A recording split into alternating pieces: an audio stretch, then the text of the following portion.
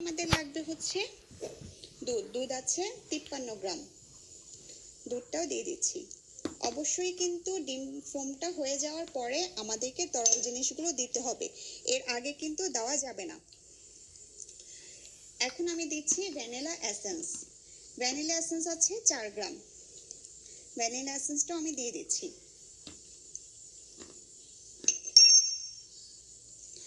আর আপনারা চাইলে কিন্তু কেক সেন্ট ব্যবহার করতে পারবেন, বা এ ধরনের ভ্যানিলা পাউডার পাওয়া যায়, পাউডারটাও ব্যবহার করতে পারবেন। সেক্ষেত্রে কিন্তু আপনাকে পাউডারটা কম দিতে হবে। আমরা যদি ধরেন 1 চা চামচ যদি আমরা ভ্যানিলা এসেন্স দেই, তরলটা, হ্যাঁ ভ্যানিলা এসেন্স দেই, তাহলে আমরা ভ্যানিলা পাউডার দেব 1/2 চা চামচ, কারণ এটা অনেক স্ট্রং ফ্লেভার, এটা এত বেশি দিতে হয় না। সেম ভাবে কেক সেন্টও যদি আমরা ব্যবহার করি, আমরা কেক সেন্ট দিব 1 থেকে 2 ফোঁটা। কেক সেন্টেরও কিন্তু অনেক স্ট্রং ফ্লেভার থাকে। আর দুধটা কিন্তু আমি জাল করা দুধ দিয়েছি, কাঁচা দুধ না, হ্যাঁ দুধটা আমি জাল করে নিয়েছি। এবার আমি বিট করব হচ্ছে লো স্পিডে 10 থেকে 15 সেকেন্ড, এর বেশি টাইম কিন্তু বিট করা যাবে না, কারণ আমরা এখন তেল দিয়েছি, তেল দেওয়ার পর কিন্তু বেশি বিট করা যায় না। এখন আমি লো স্পিডে 10 থেকে 15 সেকেন্ড বিট করব। লো স্পিডে, অবশ্যই মিডিয়াম বা হাইতে না, লো স্পিডে দিয়ে আমরা 10 থেকে 15 সেকেন্ড বিট করব।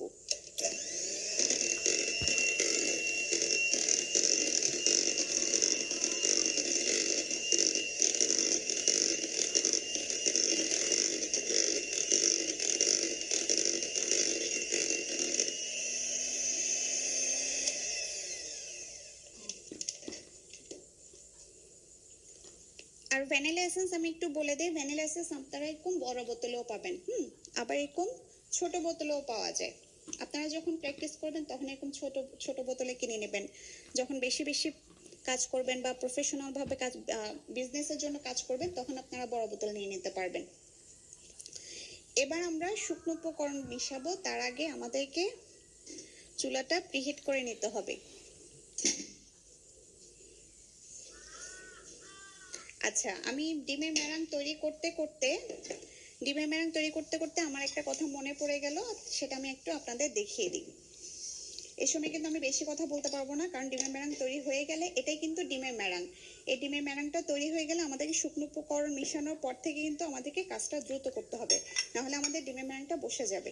আমরা যে গ্রামে হিসাব বলছি বা কাপে হিসাব করি, আমাদের গ্রামে হিসাবের জন্য কিন্তু আমাদের এরকম কিচেন স্কেল কিনে নিতে হবে, তাহলে আমরা গ্রামের হিসাবটা পাবো।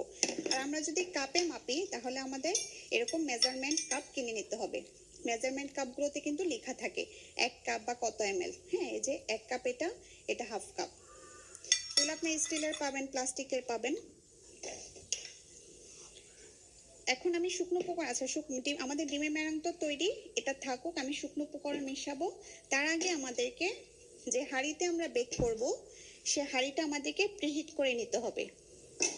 কেন প্রিহিট করে নিতে হবে আগে? কারণ আমরা শুকনো উপকরণ মেশানোর পর আমাদের যখন ব্যাটারটা তৈরি হয়ে যাবে, আমরা কিন্তু আর বেশিক্ষণ ওয়েট করতে পারবো না, আমাদেরকে সাথে সাথে বেক হতে দিতে হবে কেকটা। আমাদেরকে যেখানেই করি না কেন, আমরা চুলায় বসিয়ে হাঁড়িতে করি বা আপনার ওভেনে করি, সাথে সাথে আমাদেরকে কেকটা বেক হতে দিতে হবে। তা আমি এরকম হাঁড়িতে 1 পাউন্ড 2 পাউন্ড কেক তৈরি করে থাকি, এই ধরনের এই সাইজের হাঁড়িতে। আরো যত পাউন্ড বাড়ে তত হাঁড়িটা আরো বড় লাগে। আচ্ছা, তো চুলায় বেক করার জন্য আমাদের এরকম হাঁড়ি লাগবে, সাথে লাগবে একটা স্ট্যান্ড। স্ট্যান্ডের উপর বসিয়ে আমরা কেকটা বেক করব, কোনো ধরনের বালি লবণ কিছু লাগবে না, এরকম একটা স্ট্যান্ড হলেই হবে। হাঁড়ির উপর আমরা এরকম একটা স্ট্যান্ড দিয়ে এরপর মোল্ড বসিয়ে দিব, তাহলে আমাদের হয়ে যাবে। তো প্রথমে আমাদেরকে প্রিহিট করে নিতে হবে। প্রিহিট আমরা কিভাবে করব?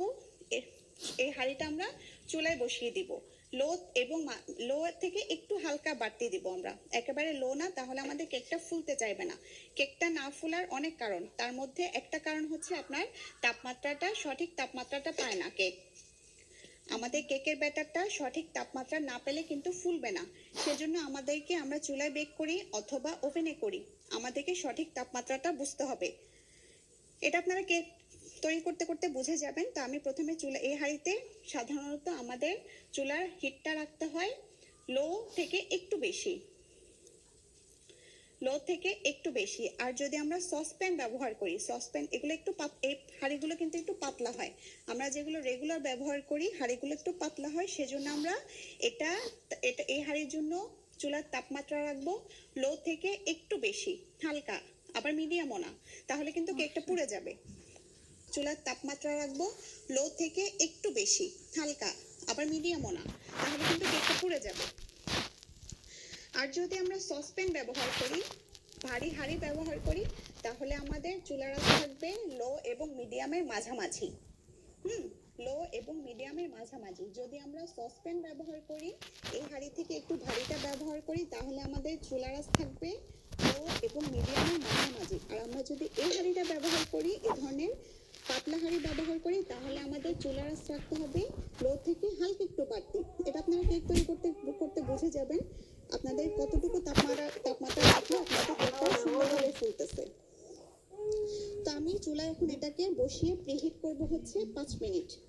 আমি চুলায় এই হাঁড়িটা বসিয়ে প্রিহিট করে নিব 5 মিনিট চুলায়, হ্যাঁ। আর আপনারা যদি ওভেনে করেন, ওভেনে কেক বেক করতে চান, তাহলে আপনারা 180 ডিগ্রি সেন্টিগ্রেড তাপমাত্রায় 10 মিনিট প্রিহিট করে নেবেন।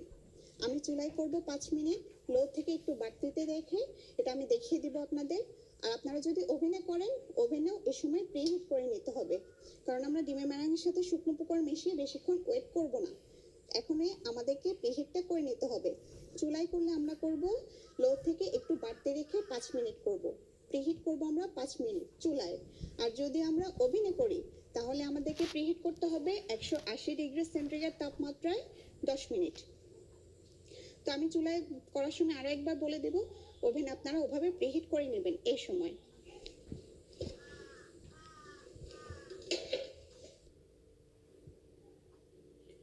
আমি যেহেতু কেকটা চুলায় বেক করে দেখাবো, সেহেতু এখন আমি হাঁড়িটা প্রিহিট করে নেব। আমি এই হাঁড়িতে ব্যবহার করছি, সেজন্য আমি লো থেকে একটু বাড়িয়ে দিব। আমি চুলাটা অন করে দেই, এরপর আমি লোতে দিয়ে হালকা একটু বাড়িয়ে দেব। এটা হচ্ছে এই হাঁড়ির জন্য, এই তাপমাত্রাটা লো থেকে একটু বাড়ানো থাকবে এর হাঁড়ির জন্য। আর আপনারা যদি সসপ্যান বা ভারী হাঁড়িগুলো ব্যবহার করেন, তাহলে তাপমাত্রা থাকবে লো এবং মিডিয়ামের মাঝামাঝি, আবার কিন্তু বেশি দেওয়া যাবে না। তো এখন আমি চুলাটা অন করে দিলাম, মিডিয়াম দিয়ে দিলাম, এবার একটা স্ট্যান্ড বসিয়ে দিয়েছি হাঁড়ির মধ্যে, আর কিছুই দিইনি। এবার আমি ঢাকনা দিয়ে ঢেকে দিব। আর ঢাকনাটা এমন হতে হবে যাতে ভিতরে তাপটা বাহিরে না বের হতে পারে। তো এটা 5 মিনিট প্রিহিট হতে থাক। ওইদিকে আমি ডিমের ম্যারাঙের সাথে এখন শুকনো উপকরণগুলো মেশাবো। এখন আমরা ডিমের ম্যারাঙের সাথে শুকনো উপকরণ মেশাবো। তখন আমি একবার চেলে নিয়েছিলাম, প্রথমে আমি একবার চেলে শুকনো উপকরণগুলো চেলে নিয়েছিলাম, এখন আমি আরো একবার চেলে এরপর দিব, তবে একেবারে দিব না। আমি এই শুকনো উপকরণগুলো ডিমের ম্যারাঙের সাথে 3 ধাপে মিশাবো, আপনারা এভাবে 3 থেকে 4 ধাপে মিশাবেন। আমি আরেকবার চেলে নিচ্ছি, সেজন্য আমি ছাঁকনিতে দিয়ে দিচ্ছি। এই যে চেলে দিয়ে দিলাম। এরপর আমরা কি করব, আমি ইলেকট্রিক বিটারে কাটা দিয়ে মিশাই, এটা আমার সুবিধা মনে হয়, হ্যাঁ, আমি এটা দিয়ে মিশাতেই আমার সুবিধা লাগে। আপনারা এরকম হ্যান্ড হুইস দিয়ে মিশাতে পারেন বা স্প্যাচুলা দিয়েও মিশাতে পারেন, আমি ইলেকট্রিক বিটারে কাটা দিয়ে মিশিয়ে থাকি। এরপর কি করব, আমরা এভাবে এক পাশ থেকে ঘুরিয়ে ঘুরিয়ে আমরা ডিমের ম্যারাঙের সাথে শুকনো উপকরণগুলো মিশাবো। এভাবে এক পাশ থেকে ঘোরাতে থাকবো, আর একটু পর এভাবে ঝাঁকে দিব, তাহলে যে বুদবুদগুলো সৃষ্টি হয়েছে সেখানে ময়দাগুলো ঢুকে যায়, হ্যাঁ। এভাবে ঝাঁকে দিলে ময়দার দলাটা বের হয়ে আসে। এভাবে এক পাশ থেকে ঘোরাবো, এভাবে ঝাঁকে দিয়ে দিয়ে মিশাবো। এলোমেলো ভাবে কিন্তু নাড়া যাবে না, আর এই কাজটা একটু আস্তে ধীরে করতে হবে। বেশি তাড়াহুড়া করলে কিন্তু ডিমের ম্যারাংটা বসে যাবে, আমাদের কেকটা আর ফুলবে না। প্রথমবার দিয়ে ভালোভাবে মিশিয়ে নিতে হবে।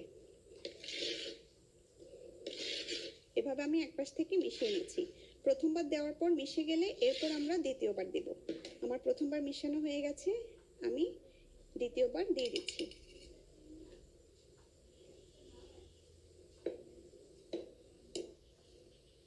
আবারও সেম ভাবে এক পাশ থেকে এভাবে ঘুরিয়ে ঘুরিয়ে মিশাবো। আমি আবারও বলে দিই, এলোমেলোভাবে কিন্তু ডিমের ম্যারাঙের সাথে শুকনো উপকরণটা মিশানো যাবে না, তাহলে আমাদের ডিমের ম্যারাংটা বসে যাবে, আমাদের কেকটা আর ফুলবে না। এভাবে ঘুরিয়ে ঘুরিয়ে মিশাতে হবে, একটু আস্তে ধীরে মিশাতে হবে, বেশি তাড়াহুড়া করলে তখনও কিন্তু ডিমের ম্যারাংটা বসে যায়। আমি এখানে একটা কথা বলে দিই, আমরা ডিমের ব্যাটার তৈরি করতে তেল ব্যবহার করেছি। তেলটা আমরা কেন ব্যবহার করি? তেল ব্যবহার করলে কেকের যে ড্রাইনেসটা সেটা অনেক কম মনে হয়। হ্যাঁ, কেকের ড্রাইনেসটা বোঝা যায় না, কম হয়। আর আবার কিন্তু বেশি তেল ব্যবহার করা যাবে না, বেশি তেল ব্যবহার করলেও কিন্তু ডিমের ম্যারাংটা বসে যাবে, ডিমের ব্যাটারটা বসে যাবে। বেশি তেল ব্যবহার করলেও ডিমের ব্যাটারটা বসে যাবে, কেকটা ফুলবে না। সেজন্য আমি যে মেজারমেন্টগুলো দিয়েছি, যে মেজারমেন্টে আমি কেকের ব্যাটারটা তৈরি করছি 2 পাউন্ডের জন্য, আপনারা সেই মেজারমেন্টটা ফলো করবেন, তাহলে দেখবেন আপনাদের কেকটা পারফেক্ট হবে। আচ্ছা, আমি বিটার কাঁটাটা এবার সরিয়ে নিই, কারণ চারপাশে শুকনো উপকরণগুলো ছড়িয়ে গেছে, ওগুলার কাঁটা দিয়ে মিশানো যায় না।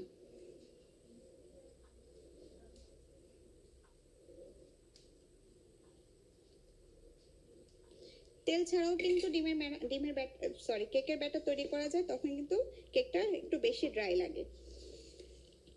তেল দিলে আর ওই সমস্যাটা হয় না, কেকটা খেতে ভালো লাগে। আর দুধ দেওয়ার কারণ হচ্ছে, দুধ দিলে কেকের টেস্ট অনেক ভালো আসে। এই যেভাবে আমি এক পাশ থেকে ঘুরিয়ে ঘুরিয়ে মিশিয়ে নিচ্ছি।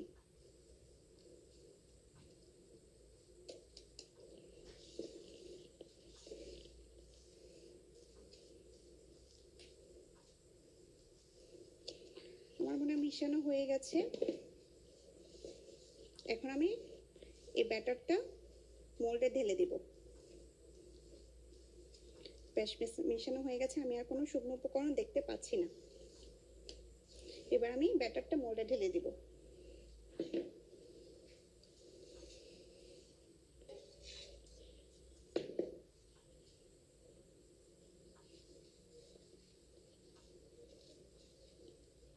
আমি ব্যাটারটা মোল্ডে ঢেলে দিচ্ছি।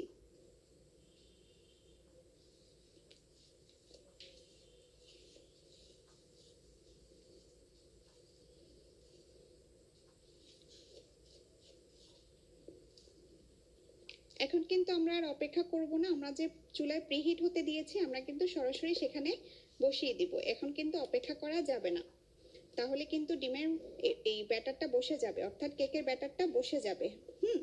আমাদের কেকটা আর ফুলতে চাইবে না। আমরা কিন্তু মোল্ডে ঢালার পর আর অপেক্ষা করতে পারবো না, বা আর অপেক্ষা কখনোই করব না। আমরা সাথে সাথে প্রিহিট হাঁড়িতে বসিয়ে দিব বা প্রিহিট ওভেনে দিয়ে দিব।